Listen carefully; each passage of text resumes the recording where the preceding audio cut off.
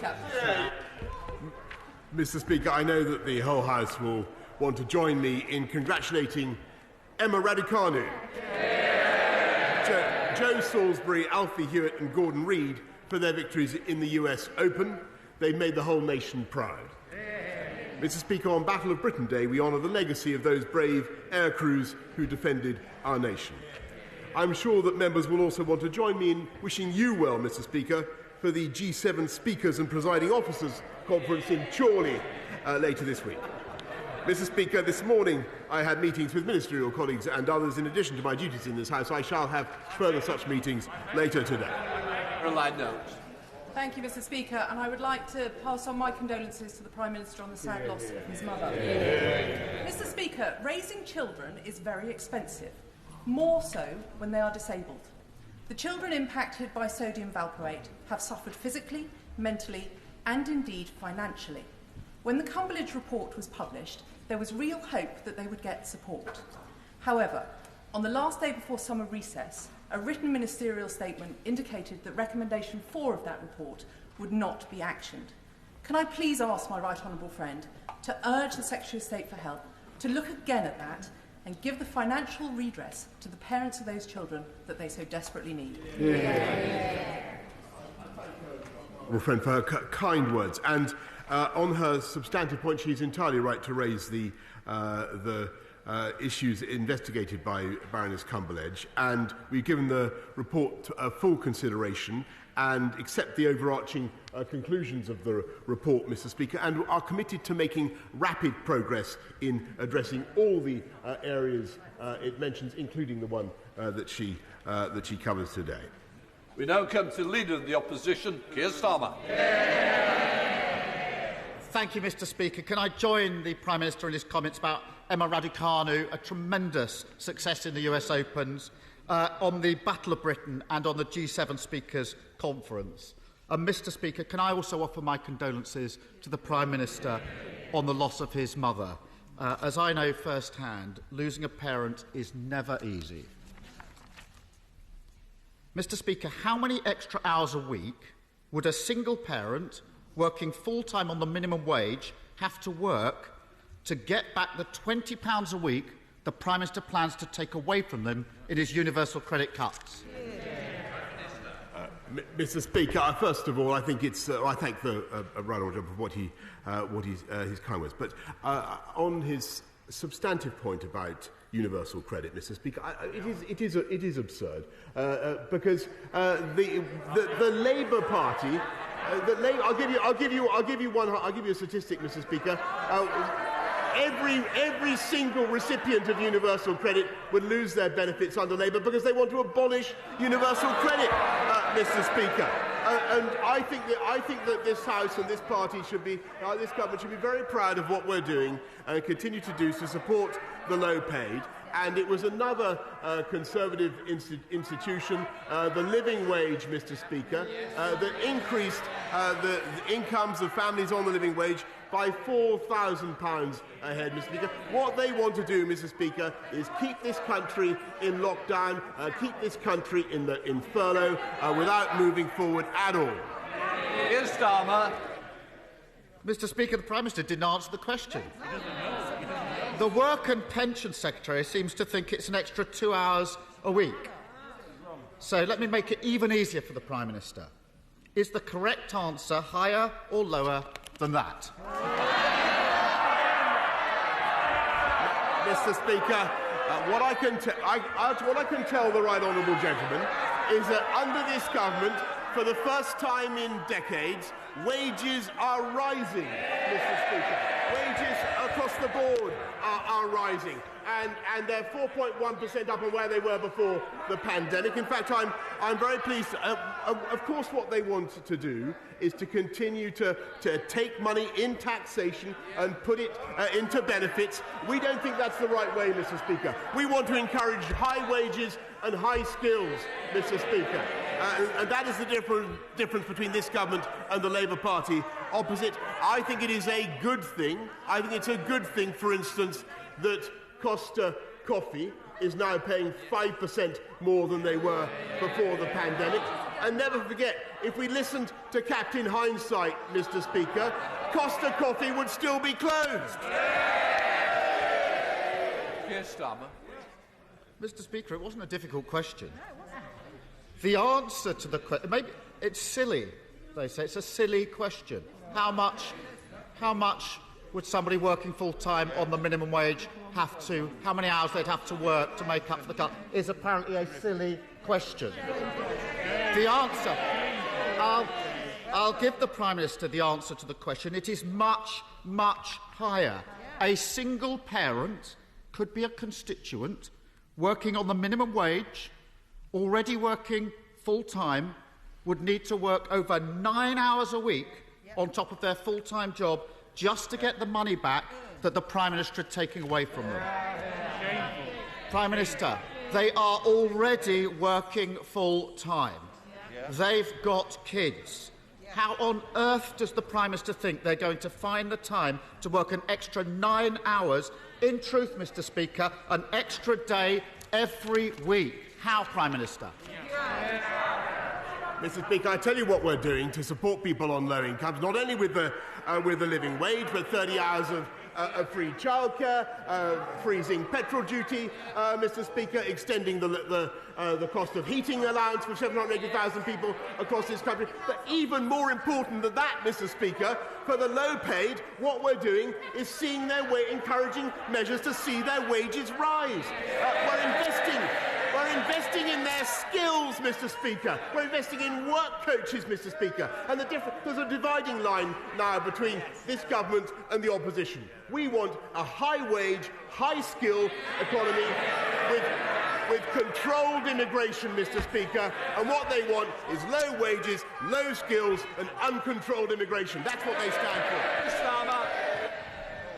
Let's test that right now. We've had 3 questions and the Prime Minister hasn't answered one of them. And it's obvious why. The truth is that these low-paid workers can't work longer hours to get back the money the Prime Minister is cutting from them. He knows it. They know it. Millions of working families will be hit hard, very hard, by the Prime Minister's universal credit cut. And the reason, Prime Minister, is this.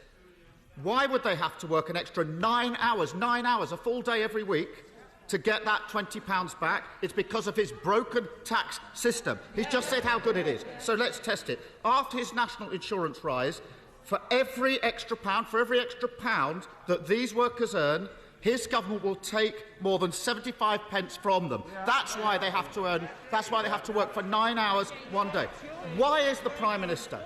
He's just said how he's going to raise wages, what he's going to do. That's the situation. Why is the Prime Minister making a bad situation worse for working people by hammering them with a cut to universal credit and a tax rise? Mr. Speaker, actually what we've done with our local housing alliance is increase by £600 the amount of money to be available to exactly the type of person that he mentions. But he attacks the plan, Mr. Speaker. He attacks our plan to fix the backlogs in the NHS that we announced last week. And I have to say, I thought it was utterly incredible that the party of Nye Bevan should have come to this House last Wednesday and voted against measures that would fix the NHS, Mr. Party. And Mr. Speaker, it's quite clear that this is now the party of the NHS. They simply do not have a plan, Mr. Speaker. They don't have a plan for universal credit. They want to abolish it, and they don't have a plan to fix the NHS or social care, Mr. Speaker. Keir Starmer. Mr. Speaker, an unfair tax rise which won't fix social care and won't clear the NHS backlog is not a plan, Prime Minister. And the Prime Minister pretends. He pretends he's no alternative but to hammer working people with tax rises and universal credit cuts. But that's not true. His approach means that a working single parent who's a qualified nurse would lose £1,143.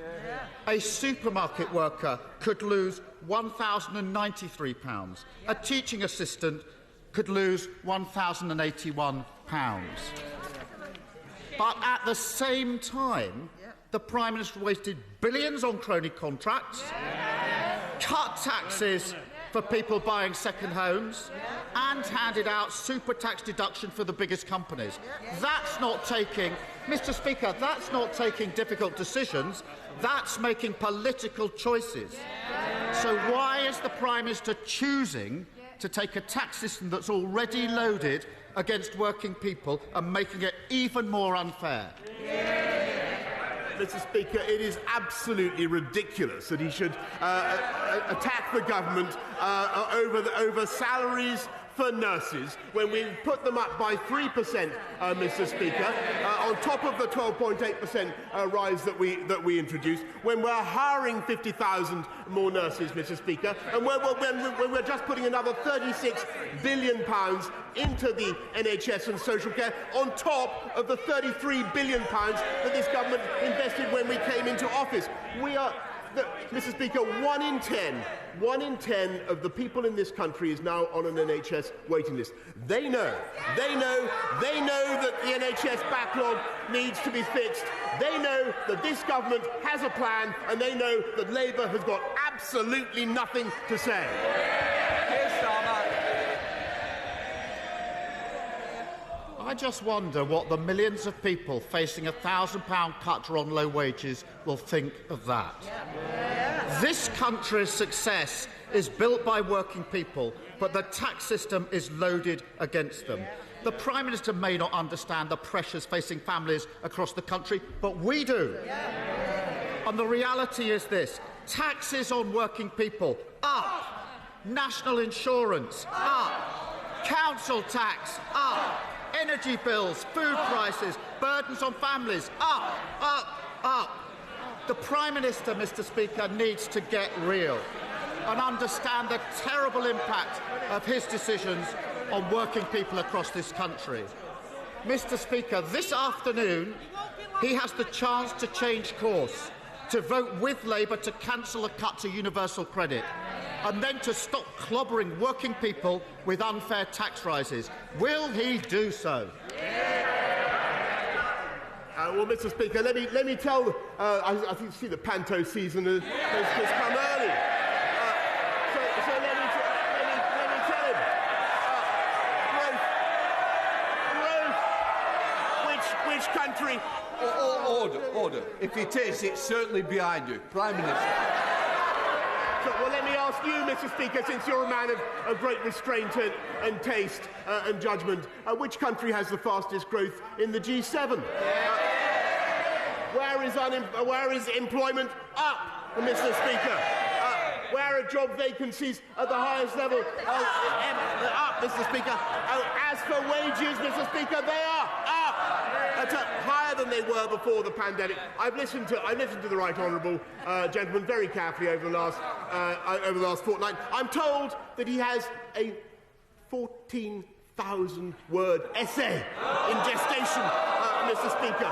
I don't know why he can't produce it right away. I mean, why does the world have to wait for the thoughts of Chairman Keir? Having listened to what he's had to say, his non-existent plan for benefits, for universal credit, his non-existent plan for health and social care, I can compress those 14,000 words to 4, Mr. Speaker.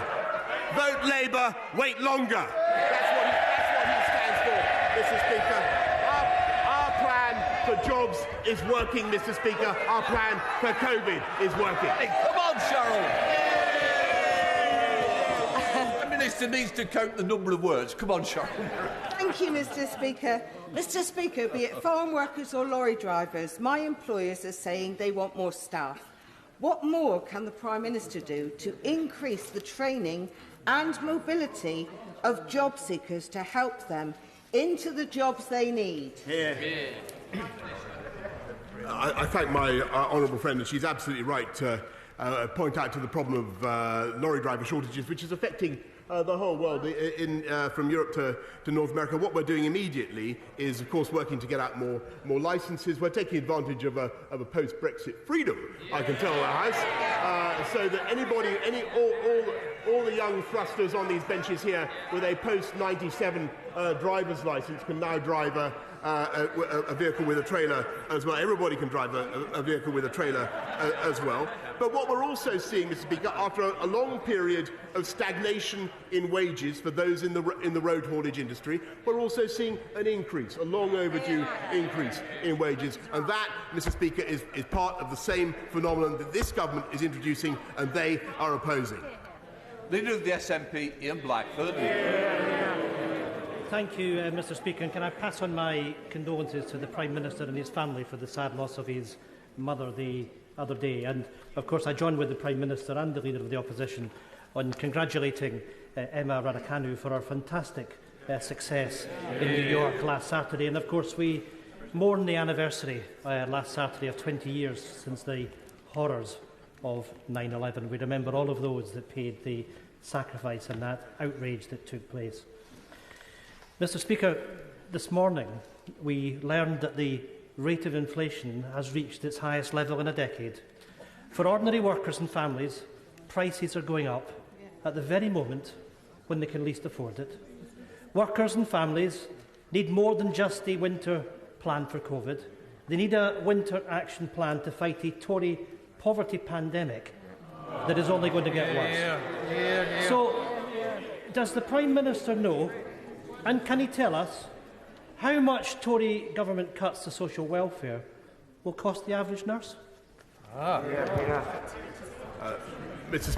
Speaker, what we're doing is protecting people on low incomes up and down the country, and indeed we are freezing fuel duty, supporting childcare, and of course by the huge package of measures that we've brought in, not least that the living wage, which will see an increase of £4,000, is already seeing an increase of £4,000 for every family on the living wage. But more importantly than that, he talks about the income of a nurse, Mr. Speaker. What we're doing is investing massively in health and social care up and down the country, which will help to fund, apart from anything else, Mr. Speaker, the increase in nurses' pay that they so thoroughly deserve. And I hope he will support that package.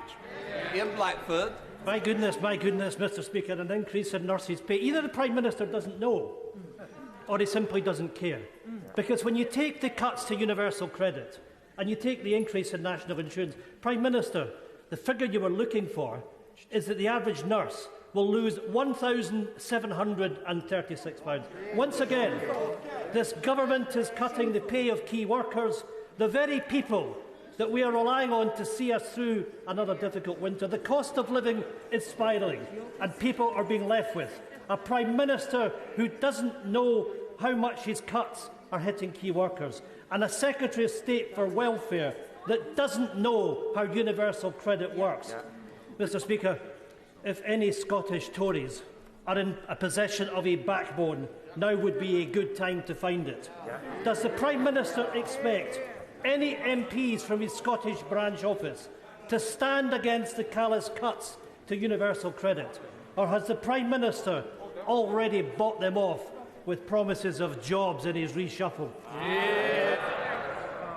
Well, Mr. Speaker, actually what's happening is that we're funding the NHS across the whole of the UK, including in Scotland, I'm proud to say, with record sums. And we've ensured that nurses have access to a training bursary worth £5,000, a further bursary £3,000 for childcare costs, Mr. Speaker, and we have put up, and that is before we put up their pay by 3%, Mr. Speaker. So we are, and that is only possible because of the investment that we're making, the measures that I outlined last week, the package that we're putting forward for health and social care. And if he's really saying, Mr. Speaker, if he's really saying that the Scottish Nationalist Party are opposed to that investment, if he's really saying he would send it back, Mr. Speaker, then I think he's better off banging on as he normally does about a referendum, because he's better on that. Mr. Reid. Thank you, Mr. Speaker. Now that the move to have a domestic ID card for each of Northern Ireland, Wales, England and Scotland has started, What consideration has my right honourable friend given to how the Nationalists will use them to break our union?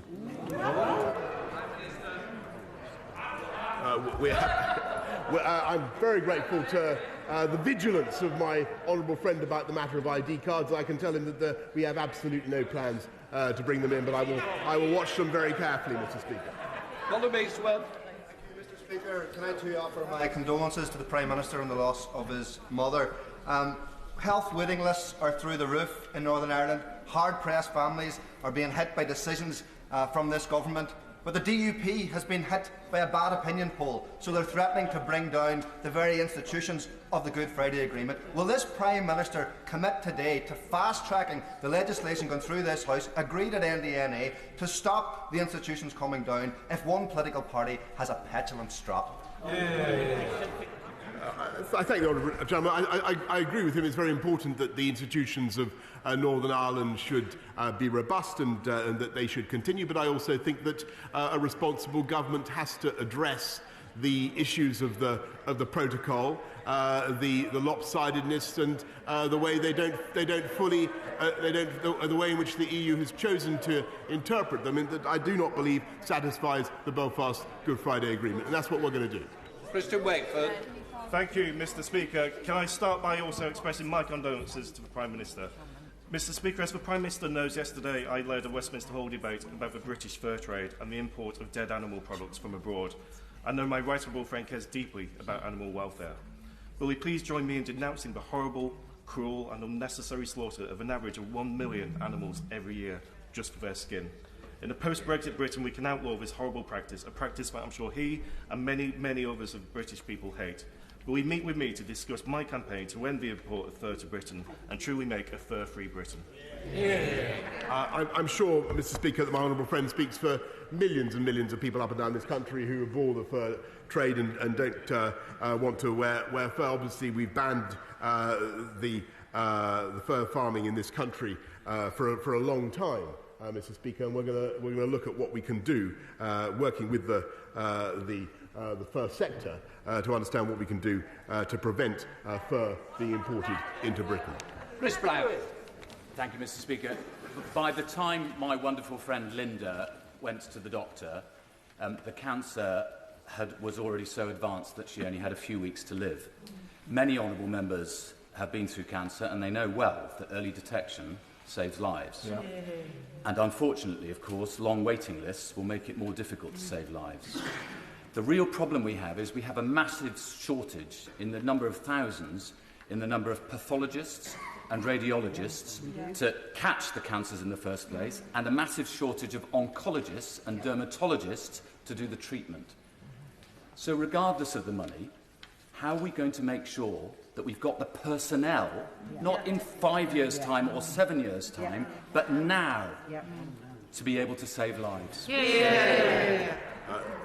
First of all, I want to say how sad I am to hear about his constituent, Linda, and her experiences, I think, have been shared by literally millions of people in this country during the pandemic, because they haven't been willing or able to get the oncology treatment that they need because of the pressure of COVID on the system. The system is now coming back, trying to help everybody as fast as possible to fix the backlogs. And so, yes, it's necessary to hire more nurses and more doctors, and there are about 10,000 more nurses now, about 6,000 more doctors. And he's right in what he says. Totally right in what he says about radiologists and pathologists. But if I can just respectfully say to the right honourable gentleman, that must be done by means of the big, powerful package that we put forward last week to raise the funding necessary, which I believe that his party should have supported, and I think it's incredible that they didn't. Tom Randall. Mr. Speaker, work continues to improve maternity services at Nottingham University hospitals, and last week local MPs heard from those affected in a meeting with the Minister for Patient Safety, including from a former constituent of mine whose baby died only 8 weeks ago. Will my right honourable friend agree that it's right that there's going to be an independent review into local maternity services, and will he join me in asking for those affected to come forward to give evidence to that review, so that in the future mothers across Nottingham should get the maternity services that they both need and deserve? Yes, I thank my honourable friend for raising this matter. I know that he's campaigned on this. The review is going ahead.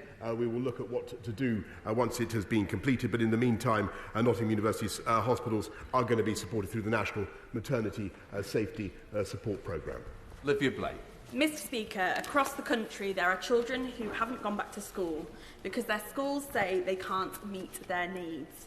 Do the continued delays to the government's SEND review mean that the government has abandoned these children, and will the Prime Minister listen to the concerns of parents and young people and make sure their voices are heard in this review?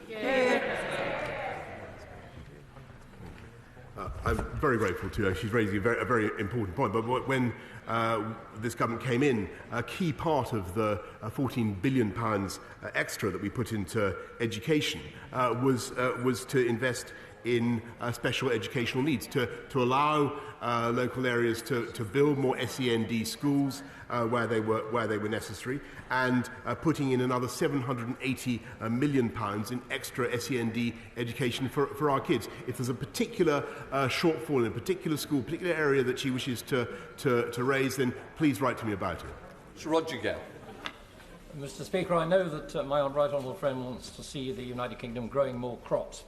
We're not going to blaze a trail to self-sufficiency by building over our finest agricultural land. That's got to stop now. On this Back British Farming Day, we're at harvest time. And Mr. Speaker, all is not safely gathered in. In 3 weeks, Thanet Earth in my constituency, one of the largest glasshouse companies in the country, growing tomatoes, has had to trash £320,000 worth of produce because of no pickers and no drivers. Because of a lack of labour force, the crops are rotting in the fields and on our trees.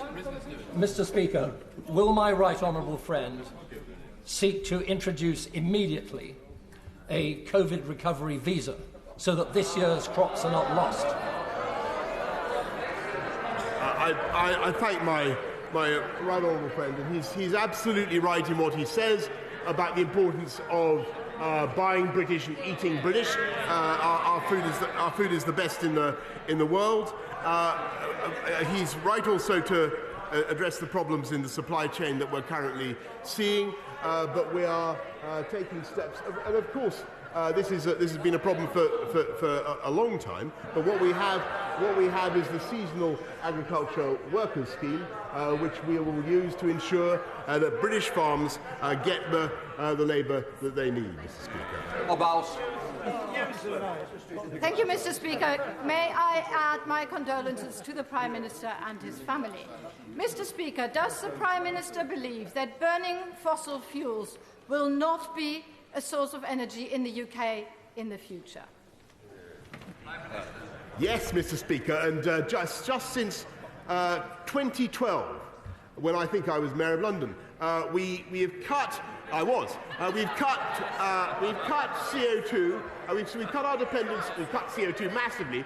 But we've cut our dependence on coal from, I think, 40% to less than 1%. How about that, Mr. Speaker? To Neil Hudson. Thank you, Mr. Speaker. Oldswater Community College, led superbly by head teacher Stephen Gilby, is a fantastic school in Penrith with 1,500 pupils, over 200 staff and a 600 square mile catchment area. The school is in desperate need of redevelopment to keep the site fit for purpose. In partnership with Myerscough College, the school is providing a lifeline for land-based education in Cumbria after the sad closure of Newtonrigg College in July. As a great opportunity for the government to level up rural areas, will the Prime Minister join me in supporting the proposed rebuild of Oldswater Community College? Yes, Mr. Speaker. I thank my honourable friend, who's a great campaigner for the people of Penrith and the border. But what I can tell him is that in addition to our support for the 500 school projects in the next rebuilding projects in the next decade, we're doing 100 immediately. And for the financial year 21-22, Mr. Speaker, Cumbria County Council has been allocated £5.3 million, Mr. Speaker, to improve buildings, including Oldswater Community College. Kim Leadbeater. Thank you, Mr. Speaker. Would the Prime Minister agree with me that the impending cuts to universal credit will not just have a devastating financial impact on people, but will also lead to stress and anxiety and undoubtedly have a hugely detrimental effect on their mental health, which on top of the pressures of the pandemic could prove devastating for some? Mr. Speaker, I've answered this many times, but the answer is no. And in any case, Labour would abolish universal credit altogether, Mr. Speaker. Go, Bill. Back in 2004, Scarborough hit the national headlines when rumours of a new dental practice opening led to hundreds of people queuing round the block in the vain hope of registering as NHS patients. Today, whilst many better-off families continue to enjoy the discounted prices that the NHS offers, many children and vulnerable families still can't register as NHS dental patients in Scarborough Whitby. Does the Prime Minister agree with me that this needs fixing? Yes, Mr. Speaker, and that's why I totally agree. That's why we're investing in the NHS, and we want the NHS to be a better place for the dental profession, Mr. Speaker. Wouldn't it be a fine thing if this House of Commons voted overwhelmingly, with all members voting for our package of measures to support the NHS? Adam Keir-Starmer. Here. Mr. Speaker, September marks Childhood Cancer Awareness Month. Every day across the UK, 12 children and young people will be diagnosed with cancer, and of those 12, 2 will not survive. My constituent, Nadia Majid, and her family are campaigning to improve research and funding in this field. Nadia's son, Rehan, was only 4 years old when he was diagnosed with an aggressive brain tumour. Rehan tragically passed away only 4 months after his diagnosis. So I ask the Prime Minister, will he join me in thanking all the doctors, nurses and support staff who worked tirelessly to fight against childhood cancer? And will the Prime Minister meet with me to discuss how the 4 nations can work together to improve research and funding into childhood cancers and support families like Nadia's? Yes, I know that she echoes the thoughts of millions of people. There's not a family in this country that hasn't been touched by cancer. Childhood cancer is particularly tragic, and that's why the government is investing huge sums in research, but also in supporting some of the fantastic charities that she mentions, particularly those investigating brain cancers. Thank you, Mr. Speaker. Dr. Camilla Kingdon, the President of the Royal College of Paediatrics and Child Health, thinks that the routine testing of children without COVID symptoms is still interrupting children and teenagers' school attendance, and they don't believe it should continue. She thinks COVID should be treated like other diseases, and you only deal with children with symptoms. I agree with Dr. Kingdon and her colleagues in the Royal College. Can I ask the Prime Minister if he does as well? Mr. Speaker, I have great respect for Dr. Kingdom, and indeed, as I have indeed for my right honourable friend. It's one of a number of views in the scientific community, Mr. Speaker, but we continue to think that testing is a very important route for keeping schools open, Mr. Speaker, which I believe is the best possible thing for the physical and mental health of our kids. Nadia Witt. Thank you, Mr. Speaker. My condolences to the Prime Minister on the sad loss of his mother. Mr. Speaker, I was privileged to be able to take the time off work that I needed to recover from PTSD. But that should be a right for everyone, not a privilege. But far too many people aren't able to take the time off that they need because, by the former Health Secretary's own admission, statutory sick pay at £95 a week is not enough to live on. So a simple question, yes or no, will the Prime Minister today commit to full sick pay at a real living wage, not the government's current age-restricted minimum wage? Well, Mr. Speaker, what we have done, as the whole House will know, is make sure that everybody who gets COVID-related statutory sick pay gets it on day one. But we've also ensured that most people in this country, when they fall sick or when they need to recover, as the Honourable Lady has, do receive considerably more than statutory sick pay. Bob Blackman. Thank you, Mr. Speaker. As a Queen Scout, I'm always keen to encourage young people to get into the most successful youth organisation in the world. So last week, I was delighted that the Scout Association has released and announced the first new age range for Scouting for 35 years, namely the Squirrels, which allows young people of 4 and 5 years old to become part of the Scout movement. It is particularly aimed at areas of deprivation and disadvantaged children. So will my right honourable friend agree with me that we should congratulate the Scout Association, thank the volunteers who give up their time to enable young people to do so, and encourage young people to get involved in a safe environment for adventure and new challenges? Yes, Mr. Bill. What a wonderful! I had no idea that that the Scouts Association was doing that, but I think it's fantastic that uniformed youth services make a huge difference to outcomes for young people. I think it's fantastic that the Squirrels are now starting them off at the age of 4. You've registered, Wilfred. Let's go to Jack Dromey. Mr. Speaker, for over half a century, the GKN factory in Erdington has produced high-quality parts for the automotive industry. Now, following the hostile takeover by Melrose, the company has announced its intention to close the factory, sack 519 workers, and export jobs and production to continental Europe.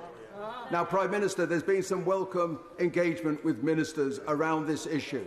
But does the Prime Minister agree with me that in one of the poorest parts of Britain, if the levelling up agenda means anything, this factory cannot close? If support for British manufacturing means anything, this factory cannot close? And does the Prime Minister therefore agree with me that it would be a betrayal of the British national interest were this great historic factory to become history? Mr. Speaker, I know that my right honourable friend, the Business Secretary, is working with GKN to do whatever we can. But I can also tell them I believe the future for the UK automotive sector is incredibly bright.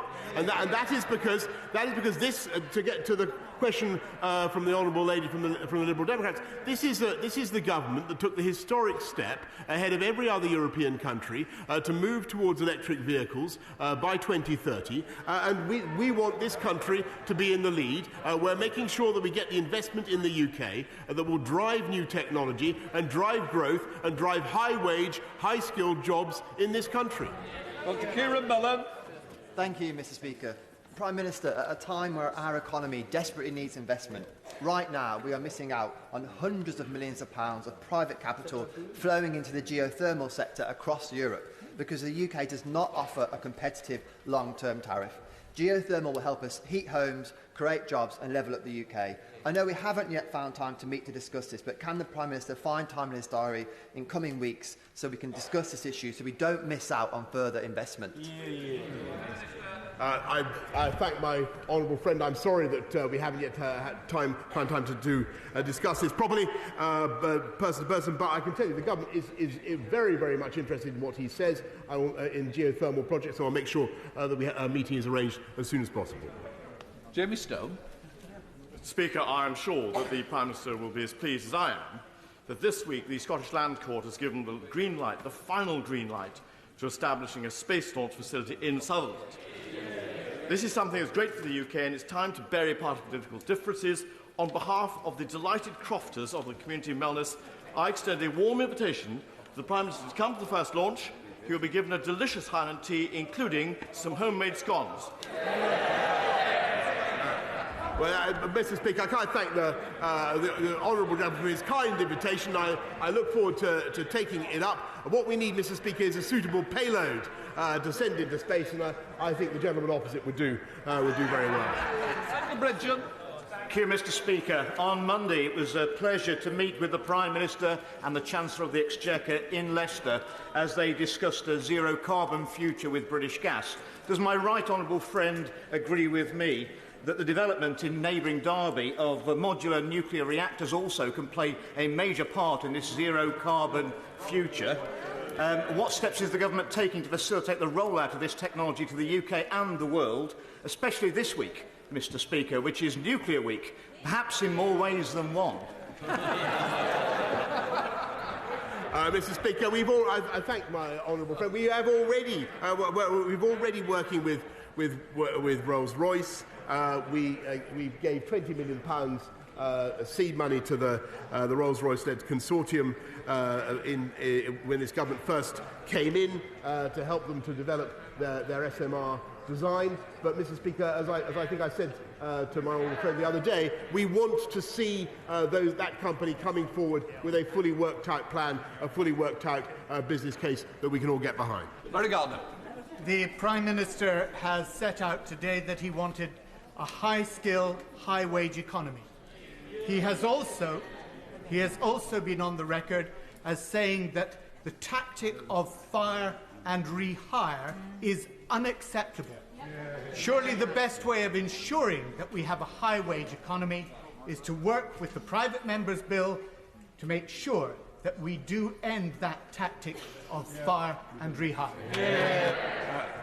Mr. Speaker, the most vivid example of fire and rehire is that conducted by the Labour Party. If I recall, the leader of the Labour Party himself fired his deputy leader and then rehired her as Shadow Chancellor of the Duchy of Lancaster, Mr. Speaker, and Shadow Secretary of State for the Future of Work. Mr. Speaker, the future of work under Labour is low wages, low skills, driven by uncontrolled immigration.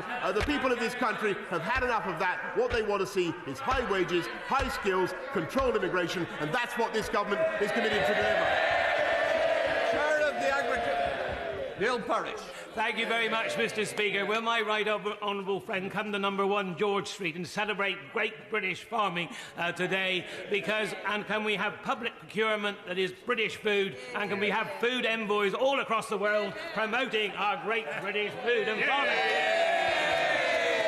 Yes, Mr. Speaker, I will thank my honourable friend, who is a living embodiment of the robustness of British agriculture. Is the living embodiment of the robustness of British, and indeed, Mr. Speaker, of the benefits of English food, of British food, Mr. Speaker. In particular, Devon, in particular, the beef of Devon, and I know, or Somerset. I know, Mr. Speaker, that he's right in what he says about food envoys. We've taken it up. Every single embassy across the world has a food envoy. Final question, Sarah Jones. Thank you, Mr. Speaker. My constituents live in Bridge House, Croydon, and their flats are covered in dangerous cladding that will cost millions to remove. They are not eligible for the government's Building Safety Fund because it's the wrong type of cladding. Can the Prime Minister confirm, do my constituents have to pay the £23,000 each that they are being charged to remove this cladding, or does he have a better plan? Mr. Speaker, if the